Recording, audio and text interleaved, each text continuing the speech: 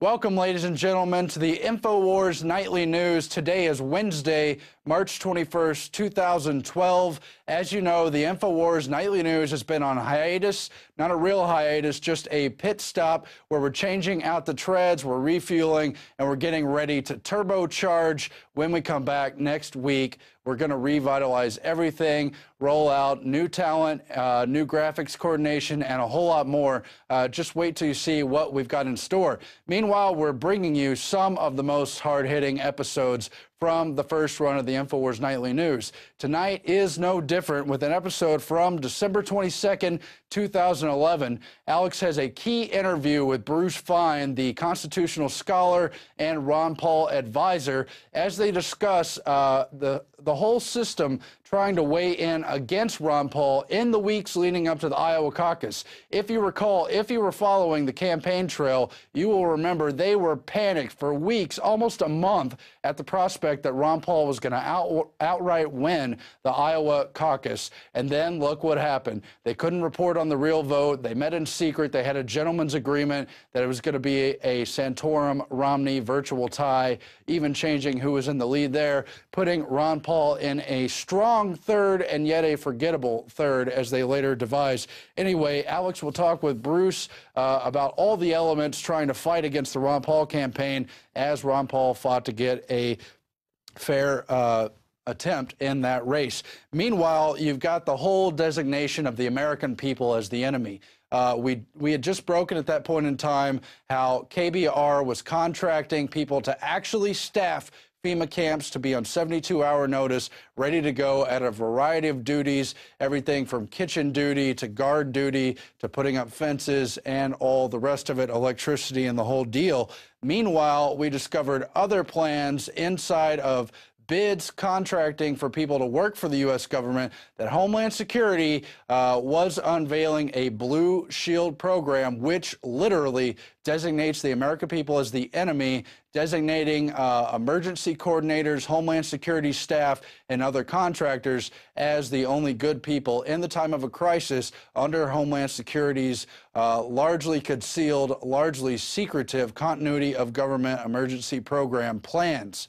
And it's just scary to know how much they see us, the American people, as the threat against their tyrannical takeover. Of course it is, because they have nothing good in mind. They only want to destroy the republic. So, of course, everyone's going to oppose them, except those go-along nice Tories, but that's something else. Anyway, in this report, we also have Darren McBreen, who's done a lot of great special reports since he's been here.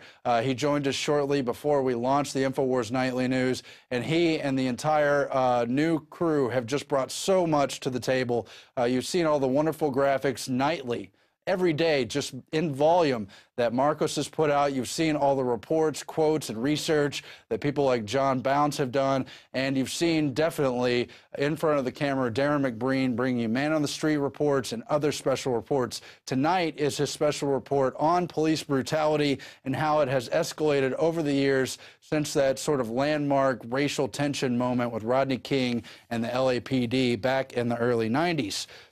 And you've also got more coverage about the overall twilight zone of how Ron Paul's leading going into the beginning of primaries, and yet he's not leading. The mainstream media won't acknowledge anything while they're shaking in their boots. What if he wins the Iowa caucus? You've got CNN showing Ron Paul as the most popular among non-whites in statistical polls. You've got smoke screening, why the TSA is ineffective and makes airports less safe. That was back in December. You saw just last week how somebody showed how you could sneak on explosives or metallic devices or whatever through the body scanners, but everyone has to go through them anyway, and grannies have to get shaken down and put up against columns when they can't walk.